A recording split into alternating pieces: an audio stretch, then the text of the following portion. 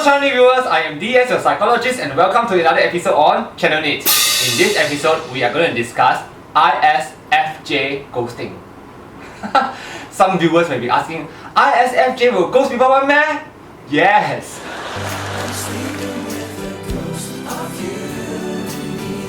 So if you have an ISFJ partner or an ISFJ friend, then you might have this experience of ISFJ ghosting. Sometimes ISFJ ghosting can be really very confusing for the person at the receiving end of the ghosting. So this episode aims to demystify this confusion.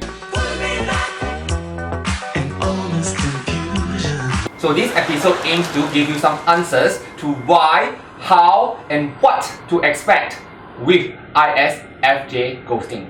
So the first question we're going to ask is, how does ISFJ ghosting look like?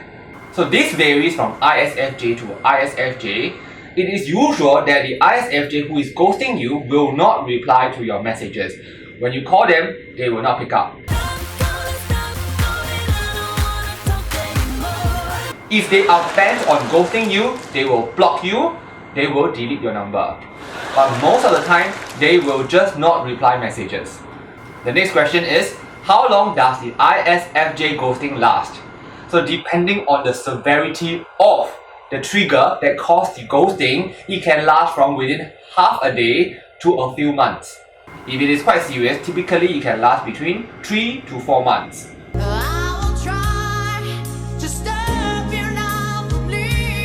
Third question, what can trigger the ISFJ ghosting?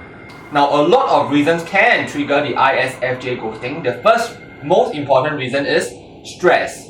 So the ISFJ uses SI as the dominant function. So this means that the ISFJ is very used to routine ways of handling their daily life and daily affairs. So changes can really throw the ISFJ off. So if the ISFJ is over-challenged in their personal life, they may start to dissociate themselves with other people. So in other words, it is not your fault. They are just feeling stressed. They want to be alone. They want to cope with their problems. So for example, let's say they are unable to find their key. This can itself be very stressful for the ISFJ. So an ISFJ who has lost his or her key may start to clear the house. They may clear one area first, look thoroughly through this area, then move on to another area. So during this time, they have no bandwidth to handle any incoming messages. So again, it is not your fault.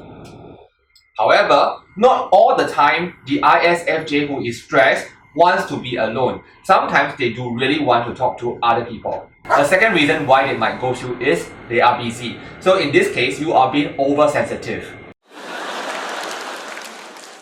So in cases where the ISFJ ghosts you because they are either busy or they are stressed and need time to themselves, the period in which they disappear from your radar is going to be rather short. So they may have seen your messages but they do not reply immediately.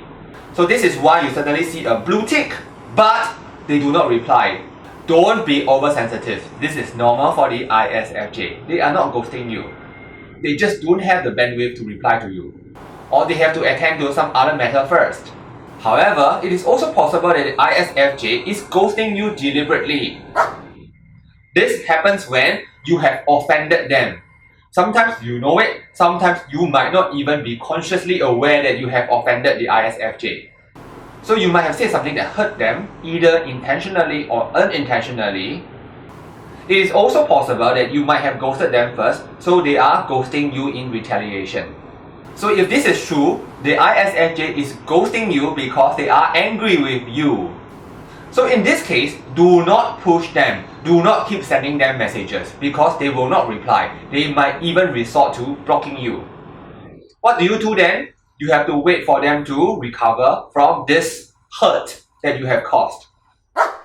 So it could have been intentional or unintentional. It does not matter. The ISFJ will need time to heal. And a lot of ISFJs that I have interviewed says that ghosting can be a very intense experience. So during this period of ghosting, they might not think about the matter all over again. They might forget you, or they might reflect on their relationship with you. But the thing is, once they are ready to accept you into their life again, they will contact you back. Yes, you have not heard me wrong. They will take the initiative to look for you again. One thing that you must take note of is that the ISFJ can be really petty. So he or she might be angry with you for some very minor reason that you did not even think that is a reason. So it does help if you apologize, because the ISFJ, when they approach you again, is going to apologize. They might say that or admit that they have overreacted. But they are okay now and you can review your friendship or relationship. However, if you have hurt the ISFJ very much, then it is possible that they are going to take a much longer time to heal, maybe forever. So they might not even contact you ever again. What might trigger this forever goodbye? So it is very possible for an ISFJ to totally sever ties with a parent who has been abusive.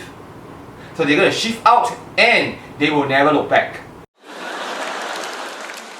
So the ISFJ is also going to ghost a person that have values that conflict with theirs. So let's say they may have an uncle who is committing adultery and they don't agree with this. So they are going to distance themselves away from this uncle. And how do they distance? Totally ghost. So the ISFJ ghosts people to whom they have lost respect. So if you have been ghosted by an ISFJ, these are all different possibilities why you got ghosted. The longer the period of ghosting, the more likely it is something to do with you.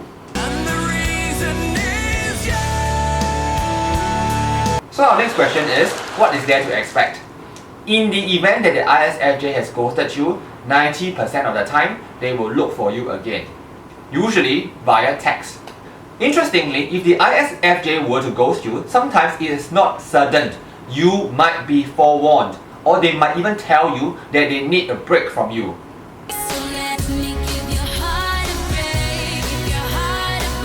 So in this case, they may want to settle outstanding matters first, like any outstanding debt.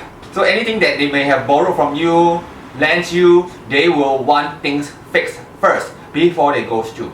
So in this case, you can see that the ISFJ is still quite reliable. There is one special circumstance. Suppose the ISFJ decided to ghost you before some major event that the two of you have already pre-arranged. Then what? So let's say, for example, that you and the ISFJ has decided to go on a cruise. And you have already booked the tickets. It's the 22nd. But for some reason or another, you two had a quarrel and the ISFJ is very upset and wants to ghost you. And 11 days before your cruise, the ISFJ is not replying your messages anymore. The ISFJ is just ghosting you. So you might start to wonder, hey, what now? You never give me enough information. Are we still going on a cruise?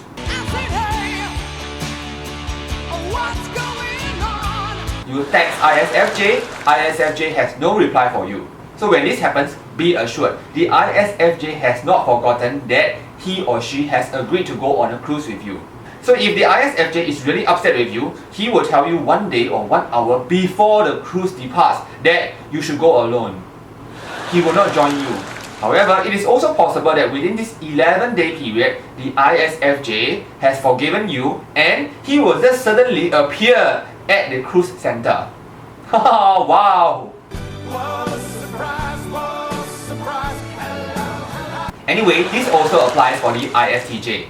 The ISTJ and the ISFJ both have SI as their dominant function, so they will always remember.